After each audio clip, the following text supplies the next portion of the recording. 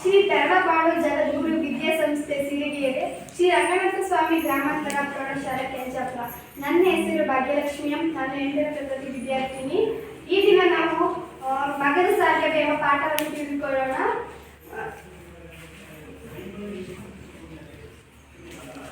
ವಿಷಯ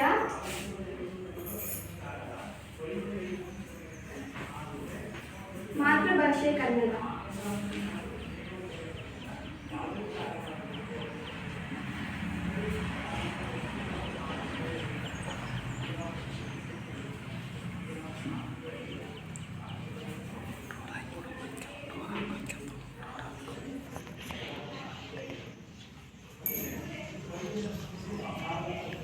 ಪಾಠದ ಹೆಸರು ಮಗದ ಸಾಹೇಬ.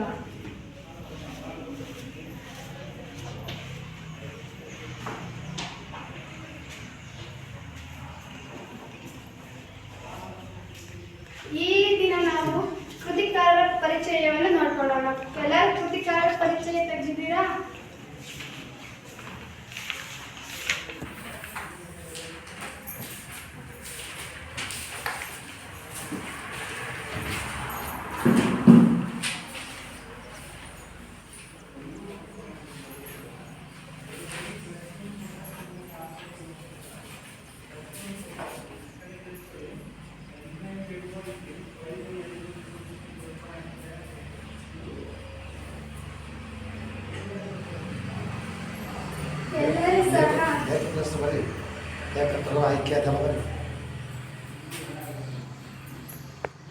ಲೇಖಕರು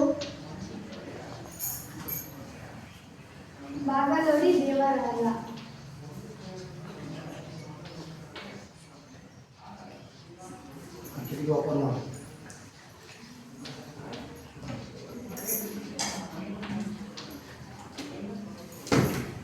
ಆಯ್ಕೆ ಸಮಗ್ರ ಗ್ರಂಥಗಳು.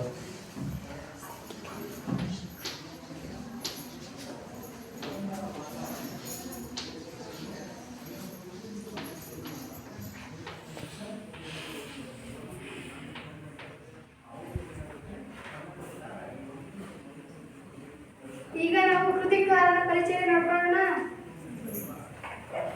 ಬಾಗಲೋಡಿ ದೇವರಾಯ ಅವರು 1927ರಲ್ಲಿ ದಕ್ಷಿಣ ಕನ್ನಡ ಜಿಲ್ಲೆಯ ಬಾಗಲೋಡಿಯವರು. ಅವರದ್ದು ಸ್ಥಳ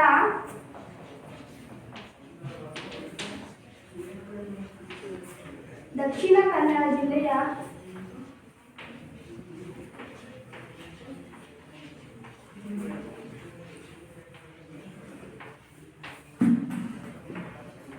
ಬಾಗಲೋಡಿ ಎಂಬ ಗ್ರಾಮ.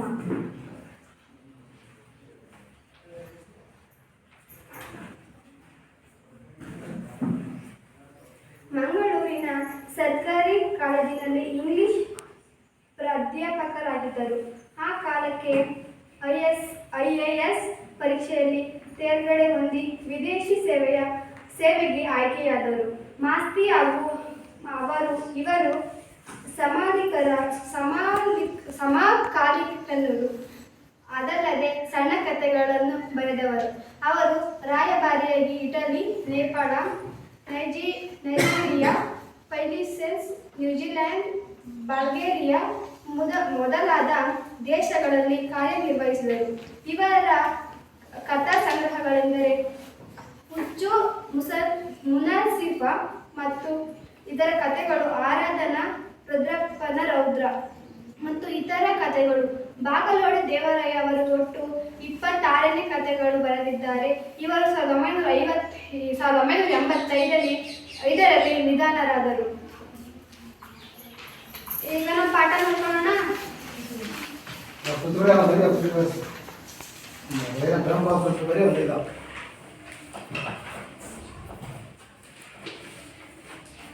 ಕೃತಿಗಳು: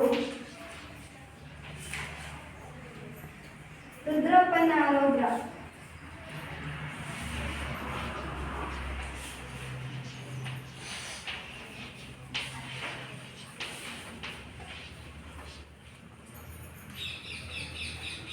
ಮತ್ತು ಇತರೆ ಕಥೆಗಳು.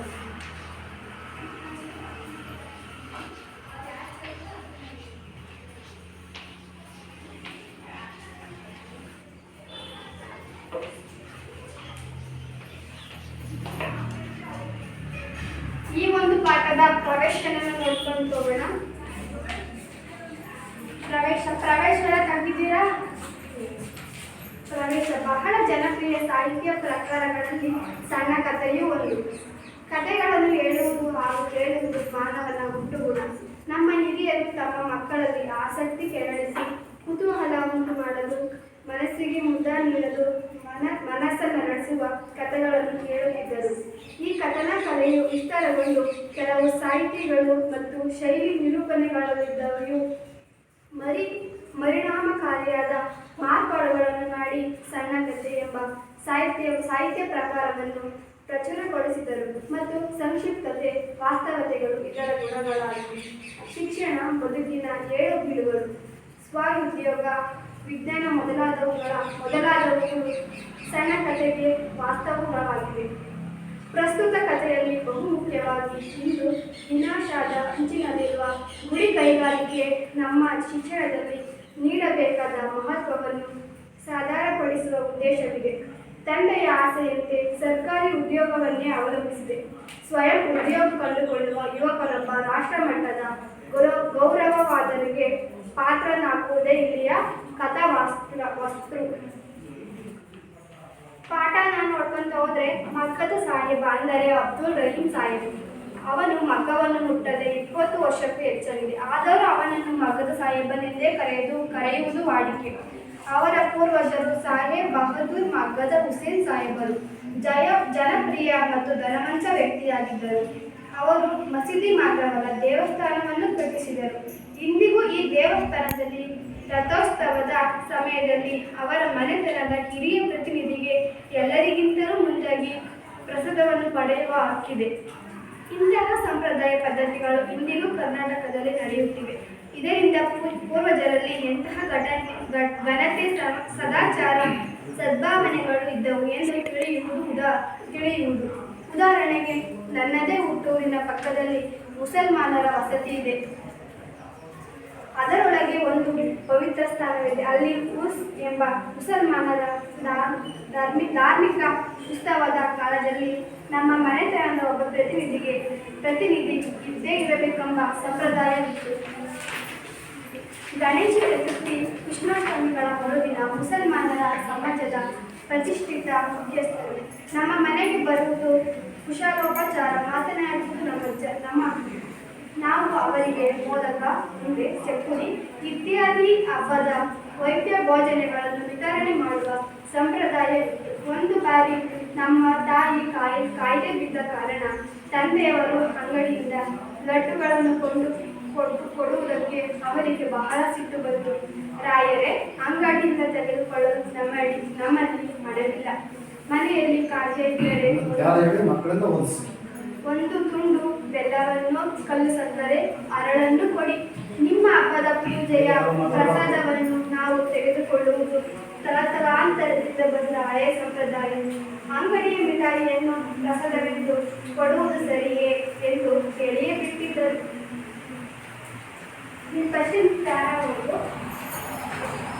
ಎಲ್ಲ ನೋಡ್ಕೊಳ್ಳಿ, ಎಲ್ಲರಿಗೂ ಪಾಠ ಓದಿಸ್ತೀನಿ. ಮಕ್ಕಳ ಸಾಹಿಬ ಅಂದರೆ ಅವನು ಅವನನ್ನು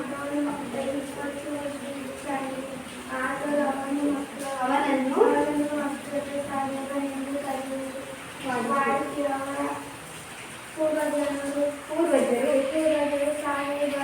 ಸಾಹೇಬ್ ಬಹದ್ದೂರ್ ಮಕ್ಕಳ ಸಾಹೇಬರು ಜನಪ್ರಿಯ ಮತ್ತು ಜನವಂತ ವ್ಯಕ್ತಿಯಾಗಿದ್ದರು. ಅವರು ಮಸೀದಿ ಮಾತ್ರವಲ್ಲ, ದೇವಸ್ಥಾನವನ್ನು ಕಟ್ಟಿಸಿದರು. ಇಂದಿಗೂ ಈ ದೇವಸ್ಥಾನದಲ್ಲಿ ರಥೋತ್ಸವ ಸಮಯದಲ್ಲಿ ಅವರ ಮನೆತನ ಹಿರಿಯ ಪ್ರತಿನಿಧಿಯಲ್ಲ ಎಲ್ಲರಿಗಿಂತಲೂ ಮುಂದಾಗಿ ಪ್ರಸಾದವನ್ನು ಬರೆಯುತ್ತಾರೆ. ಇಂತಹ ಸಂಪ್ರದಾಯ ಪದ್ಧತಿಗಳು ಇಂದಿಗೂ ಕರ್ನಾಟಕದಲ್ಲಿ ನಡೆಯುತ್ತವೆ. ಇದರಿಂದ ಎಲ್ಲ ಪೂರ್ವಜರಲ್ಲಿ ಎಂತಹ ಘನತೆ, ಸದಾಚಾರ, ಸದ್ಭಾವನೆಗಳು ಇದ್ದವು ಎಂದು ತಿಳಿಯುವುದು. ಉದಾಹರಣೆಗೆ, ನನ್ನದೇ ಹುಟ್ಟೂರಿನ ಪಕ್ಕದಲ್ಲಿ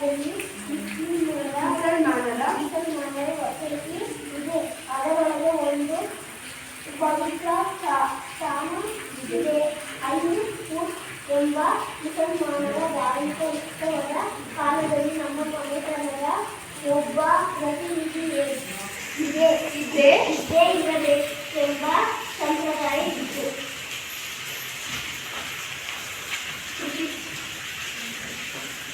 ಹಾಗೆ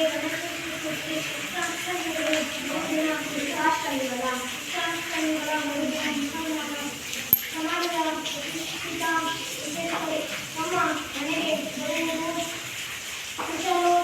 ಕುಶಲೋಪಚಾರ ಮಾತನಾಡುವುದು ನಾವು ಅವರಿಗೆ ಮೋದಕ ಉಂಡೆ ಚಟ್ನಿ ಇತ್ಯಾದಿ ಹಬ್ಬದ ಭಕ್ಷ್ಯ ಭೋಜನಗಳನ್ನು ವಿತರಣೆ ಮಾಡುವ ಸಂಪ್ರದಾಯವಿತ್ತು. ಒಂದು ಬಾರಿ ತಮ್ಮ ಕಾಯಿಗೆ ಬಿದ್ದ ತಂದೆಯವರ ಅಂಗಡಿಯಿಂದ ಲಡ್ಡುಗಳನ್ನು ಕೊಟ್ಟುದಕ್ಕೆ ಅವರಿಗೆ ಬಹಳ ಇಷ್ಟ ಬಂತು.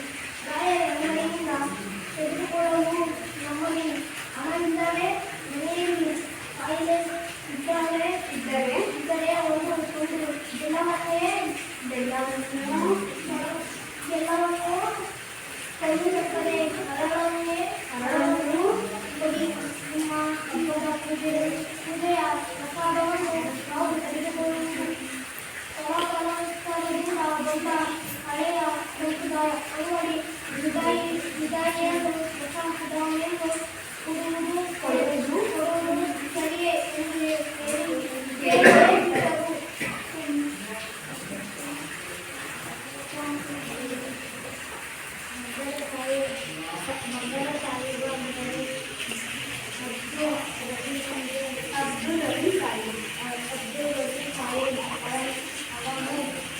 ಜೋರಪದ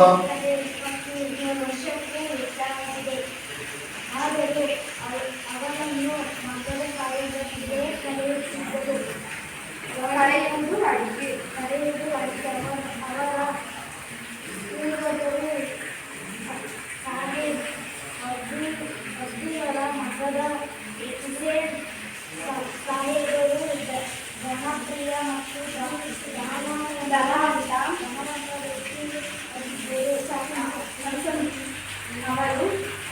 ಅವರು ಮಸೀದಿ ದೇವಸ್ಥಾನದಲ್ಲಿ ಅಶೋಕರ ಸಮಯದಲ್ಲಿ ಅವರ ಮನೆತನದಲ್ಲಿ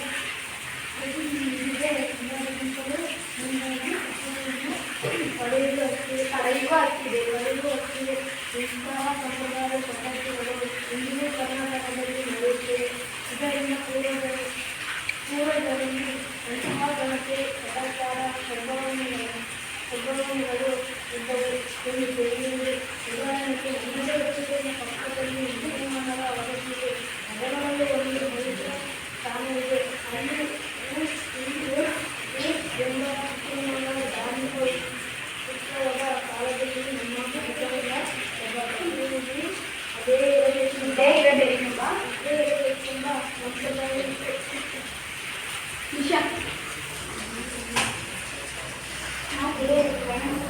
ಜೋರ ಮರುದಿನ ಮುಸಲ್ಮಾನರ ಸಮಾರಂಭದ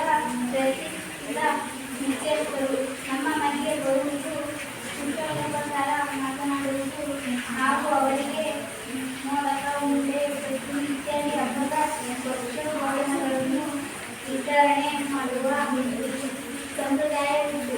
ಒಂದು ಬಾರಿ ನಮ್ಮ ತಾಯಿ ಕಾಯಿಲೆ ಬಿದ್ದ ಕಾರಣ ತಂದೆಯವರು ಅವರಿಂದ ಲಡ್ಡನ್ನು ಕೊಂಡು ಕೊಟ್ಟದಕ್ಕೆ ಅವರಿಗೆ ಬಹಳ ಸಿಟ್ಟು ಬಂತು.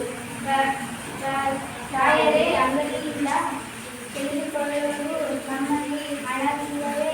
ಮನೆಯಲ್ಲಿ ಕಾಯಿಲೆ ಇದ್ದರೆ ಒಂದು ತುಂಡು ಬೆಲ್ಲವನ್ನು ಕಲ್ಲು ಸಕ್ಕರೆ ಹರಳನ್ನು ಕೊಡಿ. ನಿಮ್ಮ ಹಬ್ಬದ ಪೂಜೆಯ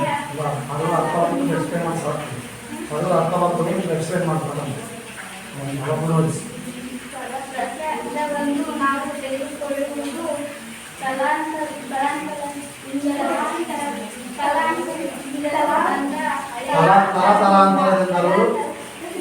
ಬಂದ ಹಳೆಯ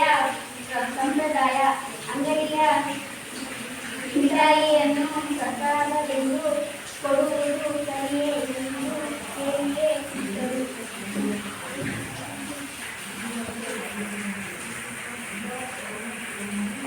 ಮಕ್ಕಳ ಸಾಹೇಬ ಅಂದರೆ ಅಬ್ದುಲ್ ಗನಿ ಸಾಹೇಬ ಅವನು ಮಕ್ಕವನ್ನು ಮುಟ್ಟದೆ 20 ವರ್ಷಕ್ಕೂ ಹೆಚ್ಚಾಗಿದೆ. ಆದರೂ ಅವನನ್ನು ಮಕ್ಕದ ಸಾಹೇಬನೆಂದೇ ಕರೆಯುವುದು ವಾಡಿಕೆ.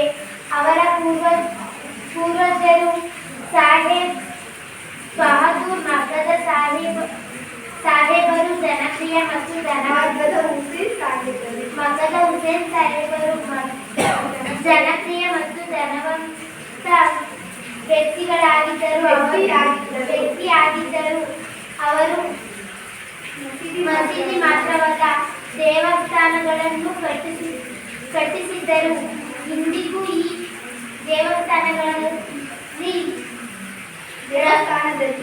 ದೇವಸ್ಥಾನದಲ್ಲಿ ರಥೋತ್ಸವದ ಸಮಯದಲ್ಲಿ ಅವರ ಮನೆತನದ ಹಿರಿಯ ಪ್ರತಿನಿಧಿಗೆ ಎಲ್ಲ ಸ್ವೀಕರಿಸಲು ಮುಂದಾಗಿ ಪ್ರಸಾದ ಪಡೆಯುವ ಪ್ರಸಾದವನ್ನು ಈಗ ನಾವು ಪದಗಳ ಅರ್ಥವನ್ನು ತಿಳ್ಕೊಂಡು ಹೋಗೋಣ.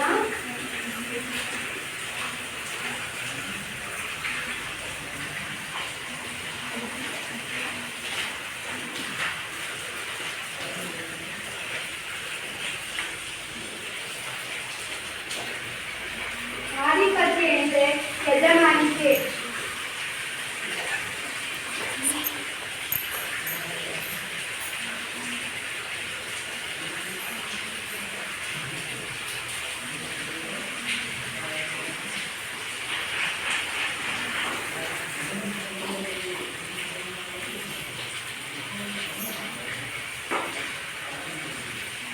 ಗಣಿಸದೆ ಅಂದರೆ ಲೆಕ್ಕಿಸದೆ.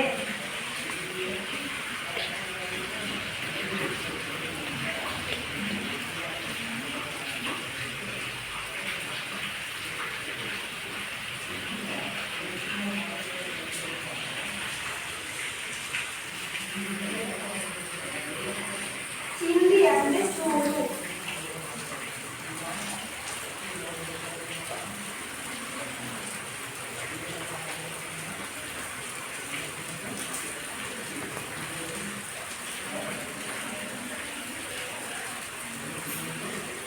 ವಿಲಾಯತಿ ಅಂದರೆ ಪ್ರದೇಶ ಅನ್ಯ ದೇಶ. ಅದೊಂದು ಬರ್ಕೊಂಡು ಟೈಪ್ ಕೊಡೋದು ಅದೊಂದು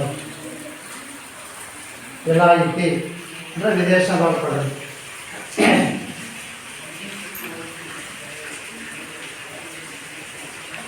ವಿದೇಶಿ ಅಥವಾ ಅನ್ಯ ದೇಶಿ.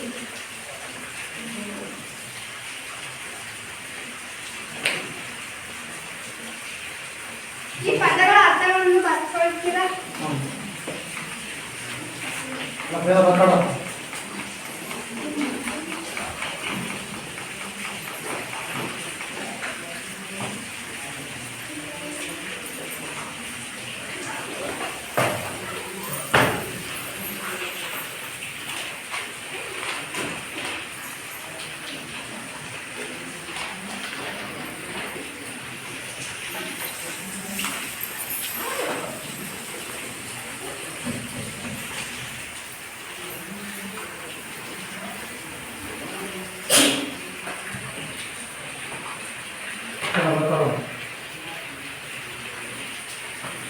ನೋಡಿ.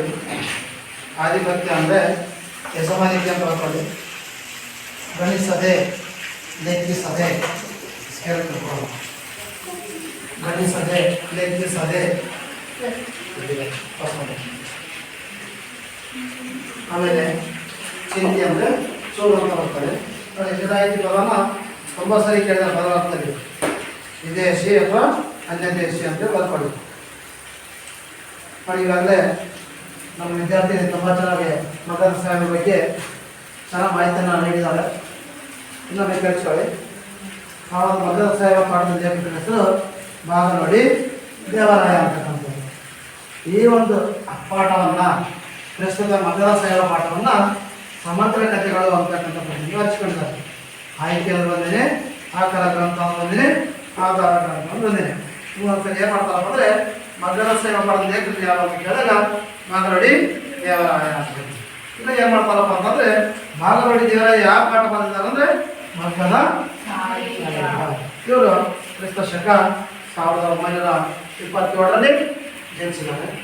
ಸ್ಥಳ ದಕ್ಷಿಣ ಕನ್ನಡ ಜಿಲ್ಲೆಯ ಬಾಗಲವಾಡಿ ಅಂತ ನೆನಪಿಟ್ಕೊಳ್ಳಿ. ಇಷ್ಟು ಅರ್ಥ ಆಗಿದೆಯಾ? ನಾವು ಮುಂದಿನ ತರಗತಿಯಲ್ಲಿ ಈ ಪಾಠದಲ್ಲಿ ಏನೇನು ಕೆಲವು ಅಂಶಗಳಿದ್ದಾವೆ, ಗುಡಿ ಕೈಗಾರಿಕೆಗಳಿಗೆ ಯಾವ ರೀತಿ ಪ್ರಾಮುಖ್ಯತೆಯನ್ನು ಕೊಟ್ಟಿದ್ರು ಅಂತಕ್ಕಂಥದ್ದನ್ನ ಹಿಂದಿನ ತರಗತಿಯಲ್ಲಿ ಚರ್ಚೆ ಮಾಡೋಣ. ಆಯಿತಾ? ಎಲ್ಲರಿಗೂ ಧನ್ಯವಾದಗಳು.